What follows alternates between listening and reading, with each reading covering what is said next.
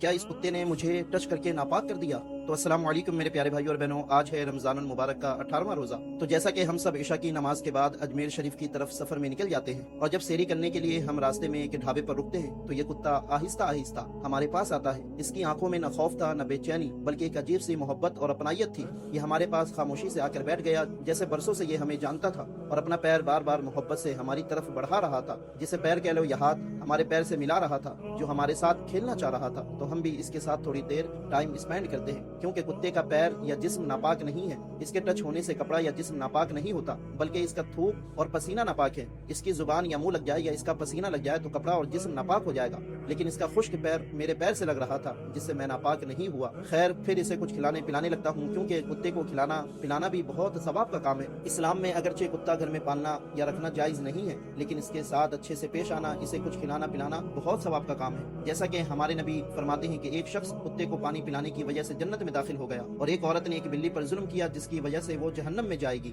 تو ہمارا اسلام جانور کے ساتھ بھی حسن سلوک کرنے کا حکم دیتا ہے، اور واقعی میں یہ کتا اتنا وفادار ہے کہ جب ہم سیری وغیرہ کر کے کار میں بیٹھ کر سفر پر آگے نکلنے لگتے ہیں تو یہ ہماری طرف اس وقت تک دیکھتا رہا جب تک اس کی آنکھوں سے ہماری کار بوجھل نہ ہو گئی۔ خیر، الحمدللہ 6 گھنٹے سفر کرنے کے بعد صحیح سلامت اجمیر شریف پہنچ جاتے ہیں، اور کمرے پر پہنچ کر آرام کرنے کے بعد فریش ہو کر تیار ہونے کے بعد سلطان الہند خواجہ غریب نواز کی بارگاہ میں حاضری دینے جاتے ہیں، اور اکبری مسجد میں اللہ کی عطا کردہ نعمتوں سے افطار کرتے ہیں، کیونکہ درگاہ اور شاہجہانی مسجد میں کافی بھیڑ ہے۔ خیر، اکبری مسجد میں افطار کرنے سے پہلے نفلی اعتکاف کی نیت کر لیتا ہوں، کیونکہ مسجد میں بنا اعتکاف کی نیت سے کچھ کھانا پینا مکروہ ہے، مسجد کے آداب کے خلاف ہے۔ اس لیے اگر آپ مسجد میں افطار کرتے ہیں تو افطار کرنے اعتکاف کی نیت کر کے مسجد میں جائیں، کہ جب تک میں مسجد میں ہوں اعتکاف کی نیت کرتا ہوں۔ بس اتنا ہی کہنا ہے، یا دل میں یہی ارادہ کر لینا بھی کافی ہے۔